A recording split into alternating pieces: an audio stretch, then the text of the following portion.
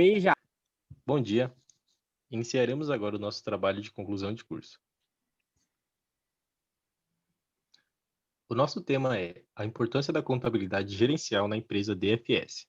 Os integrantes do grupo são Felipe Rodrigues, Lucas Cauã, Pedro Germano, Pedro Corrêa e Wallace Cauê. Passo a palavra agora para o Pedro Germano. O principal meio de transporte usado no Brasil é o rodoviário, que concentra 61,1% na movimentação de cargas ao ano no país. Hoje, o setor de transportes corresponde a cerca de 12% do PIB brasileiro. Esses trechos foram retirados de uma reportagem do G1 do ano de 2017 e retratam o panorama da matriz de transportes brasileiro. De acordo com os dados presentes na matéria, cerca de 7% do PIB é oriundo de transportes realizados em rodovias. Tal importância das rodovias no setor econômico ganhou força, principalmente entre os anos de 1956 e 1961, sob a presidência de Juscelino Kubitschek, que intensificou a construção de grandes rodovias por todo o país.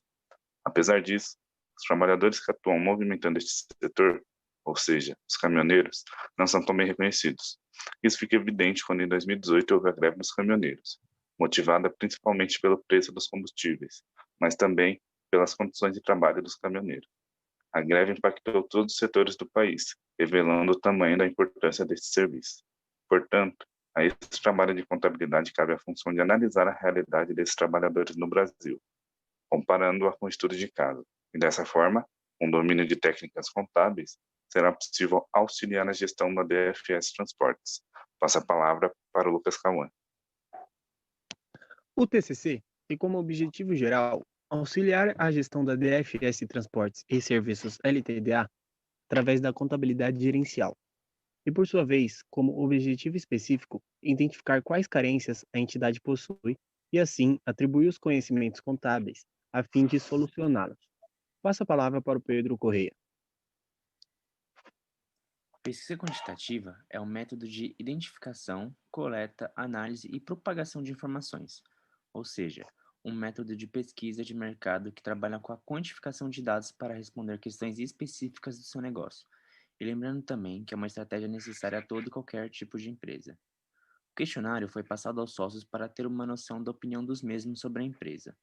O estudo de caso foi sobre a transportadora DFS. O estudo de caso é um método de pesquisa sobre um assunto específico, permitindo aprofundar o conhecimento sobre ele e, assim, oferecer subsídio para as novas investigações sobre a temática. Agora eu passo a palavra para o Wallace. Contabilidade gerencial.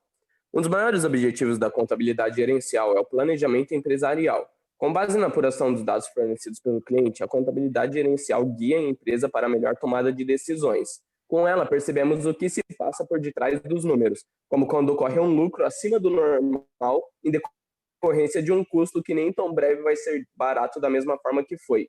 A contabilidade gerencial é, de fato, importante para a administração e planejamento. As explicações dos dados que ela traz podem mudar totalmente o rumo da empresa. Passo a palavra agora para o Lucas Cauã. Assessoria contábil. Uma assessoria contábil é, em suma, uma empresa especializada na prestação de serviços de contabilidade para outras empresas.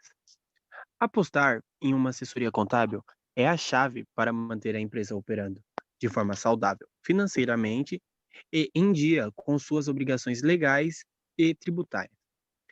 A assessoria contábil pode ser útil, por exemplo, na decisão sobre o enquadramento fiscal de determinada empresa. Agora eu passo a palavra para o Wallace. Pesquisa quantitativa. De acordo com uma pesquisa realizada pela CNT em 2019, de 352 caminhoneiros, 33% ganham até R$ 5.000, 7,7% ganham de R$ 5.001 a R$ 10.000, 4,48% ganham de R$ 15.001 a R$ 20.000 e 18,2% ganham acima de R$ 20.000. 34% dos entrevistados não sabem ou não responderam à pesquisa. A média salarial de cada um dos 3 sócios é de R$ 5.000 a R$ 10.000, fazendo-os assim permanecerem no segundo lugar de menor renda bruta do ramo. A falta de controle de custos e gastos a longo prazo podem ocasionar um endividamento futuro e até mesmo na falência da empresa. Passo a palavra agora para o Lucas Cauã. Análise corporativa. A DFS, como uma prestadora de serviços, depende do seu tomador de serviços, que no caso seria a transportadora Bauer.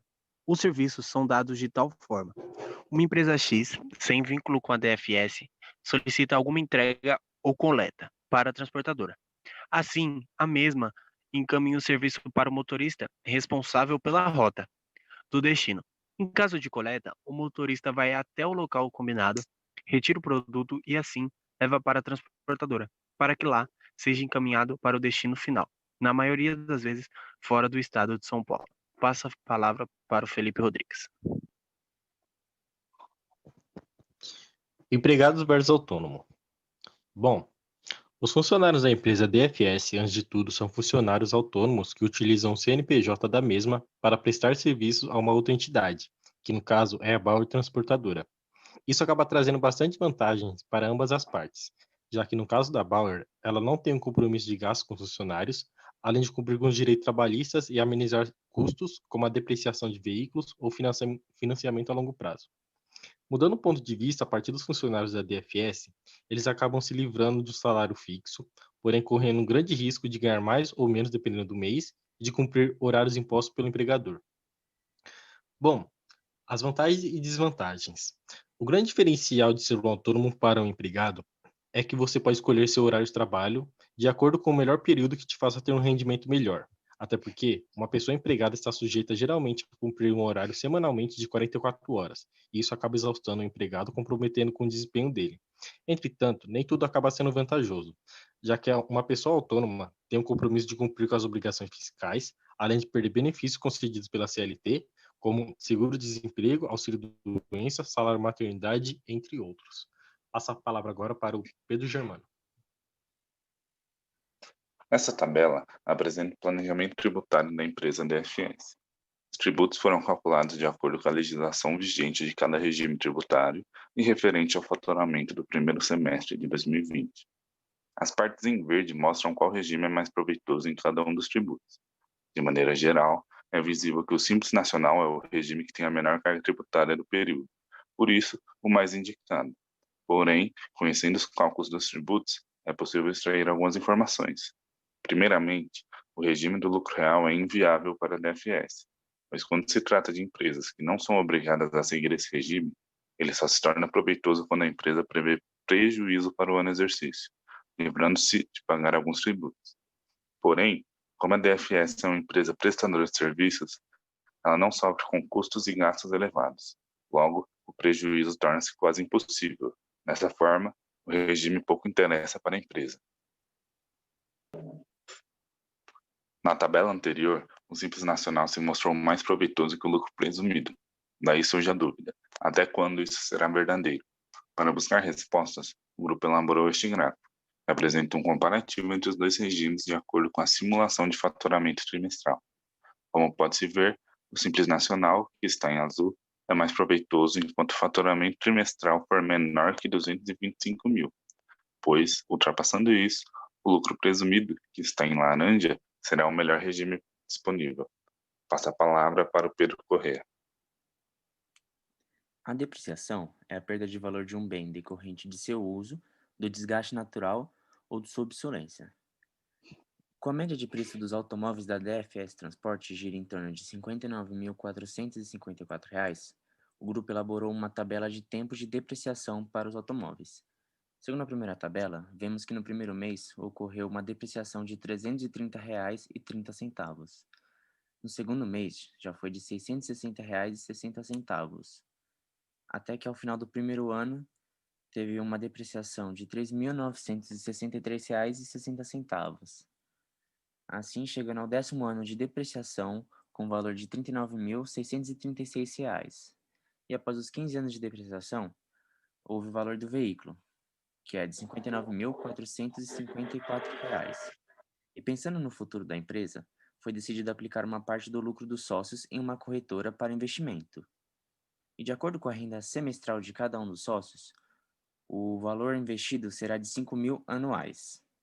E a escolha da empresa para investimento foi a XP Empresas, pois a corretora está em alta no mercado financeiro e muito bem avaliada. Líder no ranking da BBB, com os melhores atendimentos.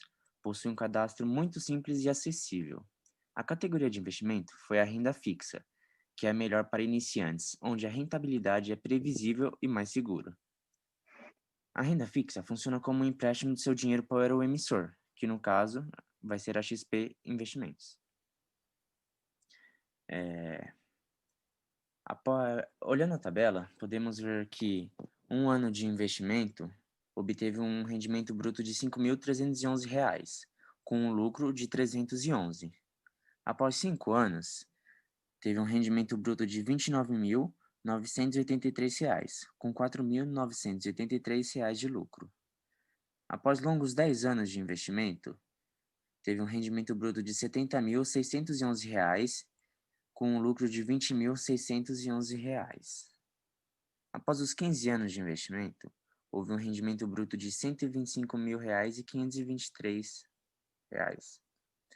O lucro foi de R$ 50.523, o que já daria praticamente um novo automóvel para a DFS.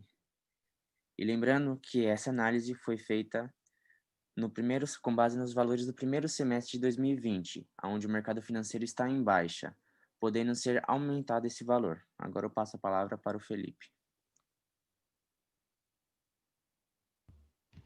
Princípio da entidade. É de grande importância todas as empresas seguirem os princípios da contabilidade. Entretanto, demos mais importância ao princípio da entidade por conta de algumas instabilidades da empresa. Enfim, o objetivo específico do princípio da entidade determina que o patrimônio de uma empresa deve ser separado do patrimônio pessoal dos sócios ou dono da mesma. Levando em consideração isso, um dos maiores problemas que os sócios cometeram foi o de terem deixado o caminhão no nome físico de cada um e assim tendo que arcar com o dinheiro do próprio bolso os gastos com gasolina, reparo, IPVA, etc. Comparação entre os tributos.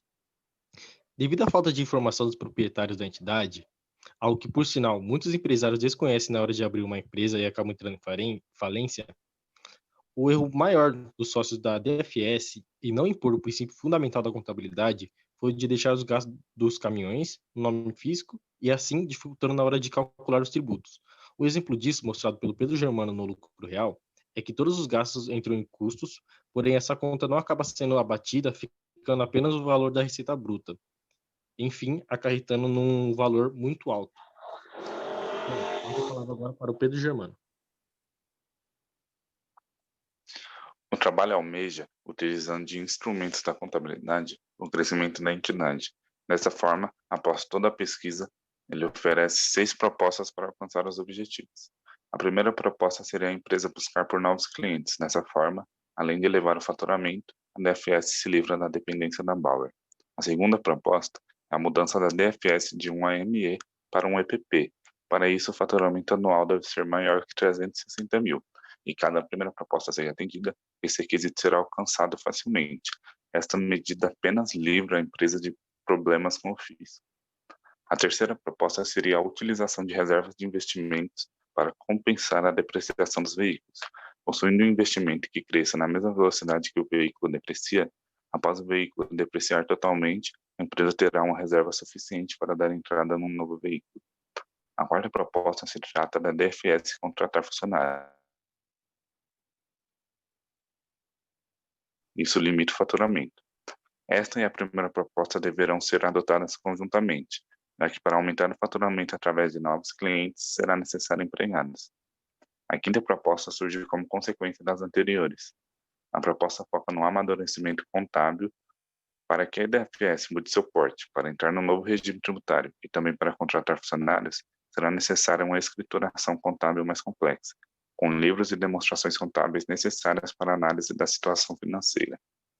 A sexta proposta é que a DFS realize o planejamento tributário constantemente, ou seja, no mínimo anualmente. Considerando que as outras propostas sejam adotadas a médio e a longo prazo, o planejamento atual certamente terá de ser alterado, conforme a legislação tributária de cada ano e de acordo com as transformações da própria empresa. Portanto, o acompanhamento deverá ser constante. Assim sendo, tais propostas deverão atender os objetivos da empresa, alavancando seu crescimento. Passo a palavra para o Wallace. Esse foi o nosso trabalho de conclusão de curso. Agradecemos a sua atenção e estamos à disposição da banca.